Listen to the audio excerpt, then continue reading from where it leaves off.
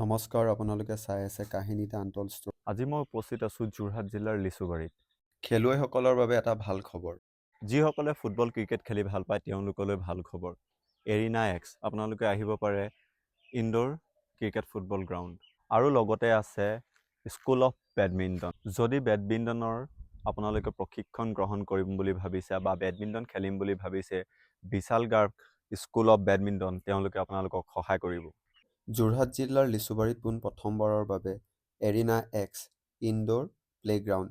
ইয়াত cricket football দুয়োটাই খেলিব পাৰে আৰু খেলুৱৈসকলৰ সুবিধাৰ্থে এৰিনা এক্সত পোনপ্ৰথমবাৰৰ বাবে যোৰহাট জিলাৰ লিচুবাৰীত ইনডোৰ প্লেগ্ৰাউণ্ড তৈয়াৰ কৰি উলিয়াইছে। যোৰহাট জিলাত পোনপ্ৰথমবাৰৰ বাবে ইমান ধুনীয়া প্লেগ্ৰাউণ্ড তৈয়াৰ কৰা হৈছে আৰু ইয়াৰ যি কৰ্তৃপক্ষ আছে তেওঁলোকৰ পৰা ইয়াৰ বিষয়ে জানিবলৈ চেষ্টা কৰোঁ।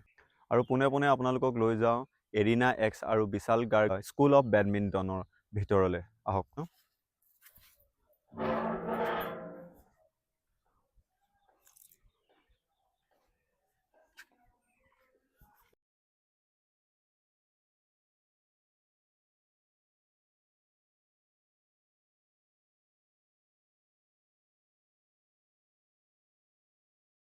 আমি উপস্থিত আছোঁ গ্ৰাউণ্ডৰ ভিতৰত খেলুৱৈসকলৰ বাবে যি এৰিনা এক্সে তৈয়াৰ কৰি ওলাইছে প্লেগ্ৰাউণ্ড, তাৰ ভিতৰত আমি পোনে পোনে আহি উপস্থিত আৰু হৈছোঁ। এই যি প্লেগ্ৰাউণ্ডৰ স্বত্বাধিকাৰ গৌৰাংগ বৰা আমাৰ লগত উপস্থিত আছে আৰু তেওঁৰ পৰাই জানিবলৈ চেষ্টা কৰোঁ এই প্লেগ্ৰাউণ্ডৰ বিষয়ে। আচলতে তেওঁলোকে কেনেদৰে ভাবিলে এনেকুৱা ধৰণৰ এটা প্ৰকল্প যোৰহাটত আনিবলৈ আৰু এনেকুৱা ধৰণৰ নতুন কনচেপ্ট এটা যোৰহাটত কিয় আনিলে, এই সকলো বিষয়ে তেওঁৰ পৰাই জানিবলৈ চেষ্টা কৰোঁ। আশা কৰোঁ আমাৰ ভিডিঅ'টো আপোনালোকে সকলো চাই। দাদা, এটা ধুনীয়া প্ৰকল্প যোৰহাটত আনিলে। হয়, নমস্কাৰ।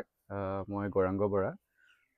আমাৰ এইখন এৰিনা এক্স লিচুবাৰী সেউজ নগৰত আমি এখন বনাইছোঁ ফৰ প্লেয়াৰ্ছ। আপোনাৰ ক্ৰিকেট হৈ যাওক, ফুটবল হৈ যাওক, তাহাঁতৰ কাৰণে এটা কম স্পেচত মানে ভালছে খেলিব পৰাকৈ।